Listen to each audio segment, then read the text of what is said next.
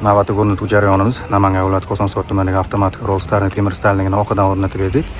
Kosonsoydagi bozor yonidagi mebel chakalarimizga o'rnatib berdik. Mana ichkaridan hozir holatini ko'rsatamiz. Svet bo'lmaganda shunaqa holati, katta radioblok, mana o'ngon profiliga orqadan o'rnatib berganmiz. Ish jarayonimiz bitdi mana. Juda osilibdi.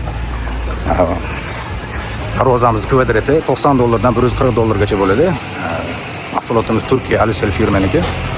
2 qavatli bo'ladi. Ichpeni pokaklik, shovqinga yaxshi, issiq sovuqqa yaxshi. Kraskasi o'chmaydi, ko'chmaydi. Mana ish jarayonimiz bitdi. Akamizga mana pultini topshiryapmiz. Aka, ikkovimiz ishimiz haqida ijtimoiy tarmoq orqali buyruqlar berdik. Xudo xolasa, aytilgan vaqtda kelib o'rnatib berishdi. Sizlarga bo'lsin.